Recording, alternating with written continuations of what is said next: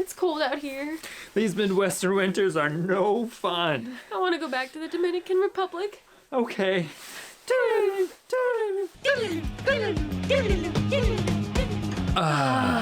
This is so much better. Hey guys, welcome back to our channel. We're James and Kelly, and in this video, we're going to give you our top tips for traveling in the Dominican Republic. After spending 12 days in the Dominican Republic, from the capital Santo Domingo to the coast of Barahona and all the way up to Las Terrenas in the Samana Peninsula, we learned a lot. These are our top tips for the Dominican Republic. Tip number 1 is to fill out your pre-departure card in advance. When coming to the Dominican Republic, you do need to fill out a pre-departure card. When you board the plane, they will ask to see this information, and some airlines do not do a good job at pre-informing you. It's quick and easy to fill out and will make your boarding process nice and smooth. Tip number 2 is to make sure that you have a ride from the airport to where you're staying in advance. There's going to be a lot of people at the airport trying to get you to go with them and get a ride into the city, and they're going to charge you a lot more. Make sure to ask your accommodation in advance if they can provide hotel pickup or schedule a private driver to help save you some money and the hassle of finding someone to pick you up from the airport. Tip number 3 is to use Uber as a more safe and affordable option in getting around in major tourist cities. Uber is very easy to use, as the drivers will come and pick you up at your pickup location, and you can pay them via the app using a credit card. This will also save the hassle of trying to deal with taxi drivers who are definitely going to try to overcharge you. Be warned, in some areas like Las Terrenas, when you try to book an Uber, the Uber driver will send you a message requesting extra cash on top of the Uber fare, or they won't come and pick you up. However, this is one of the few places that taking a taxi bike is cheaper than requesting an Uber. Tip number 4 is to prepare your phone in advance for the Dominican Republic. That means jailbreaking your phone so you can put a Dominican Republic SIM card in it, and download WhatsApp, as this is the preferred way of communication in the country. The SIM card is going to be helpful because Wi-Fi is not always going to be available or reliable in the country. WhatsApp is going to be helpful because you are going to be able to use the messaging function to communicate with your hotel, your tour guides, and even taxi drivers if your Spanish is not 100%. Tip number 5 is you can pay in both USD and the Dominican Peso.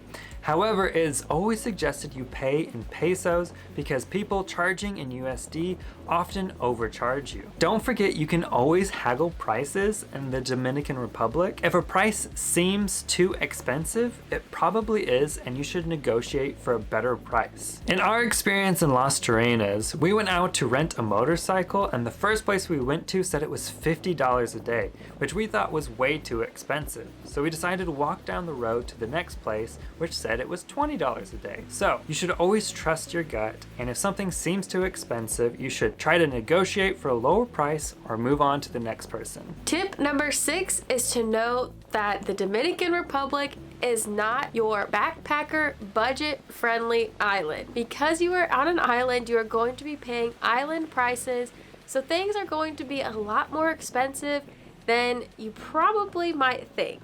While in the Dominican Republic, we thought we were going to be able to save money by staying in hostels, using public transportation, and doing everything ourselves. However, we still spent a lot of money. Food and excursions cost a lot of money, so just make sure when you go to the Dominican Republic, you are ready to pay those prices. Tip number 7 is to always check online to see if you can do something on your own or for free. Because this is a tourist destination, most of the things you can do are excursions, and these excursions can be quite expensive. You should always check online before you commit to paying for an excursion to see if you can do it much cheaper. You might be able to just get a ride to the location and then pay the entrance fee and do the activity by yourself without having to pay for the full guide and the expensive ride there and back.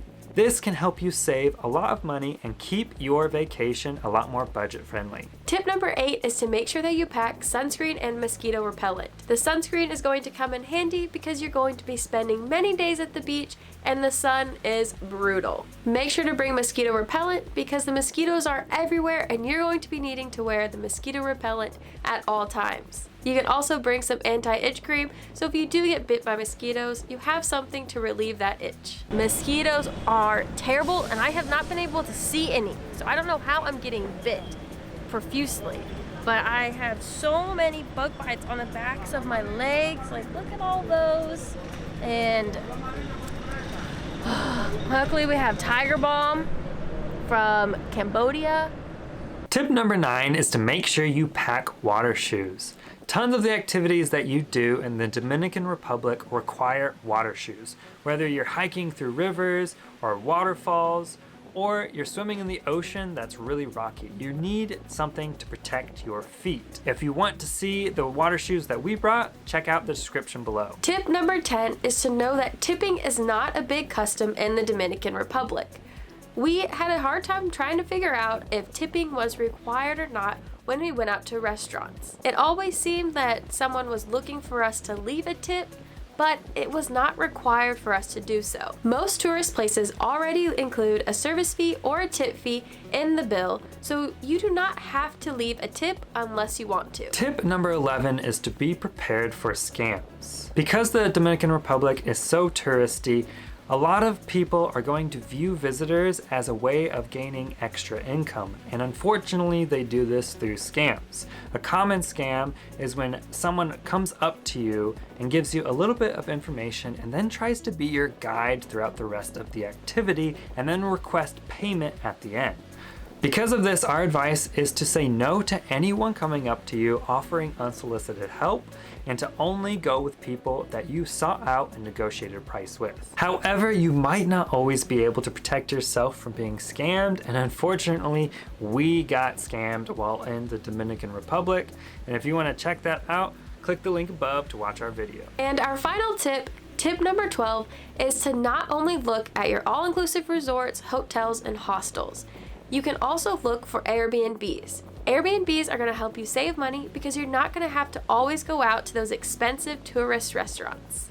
Staying at the Airbnb will allow you to go out to buy groceries so you can cook at home, and to get a big water bottle so you are not always having to buy mini waters while you are out. Because you shouldn't be drinking the water in the Dominican Republic because it is not safe to do so. We hope that these tips come in handy for you when you go to the Dominican Republic, and if we missed any tips, please leave it in the comments below. If you thought our tips were helpful, make sure to give this video a like and subscribe to our channel to check out all of our future adventures. We'll see you in the next one. See ya!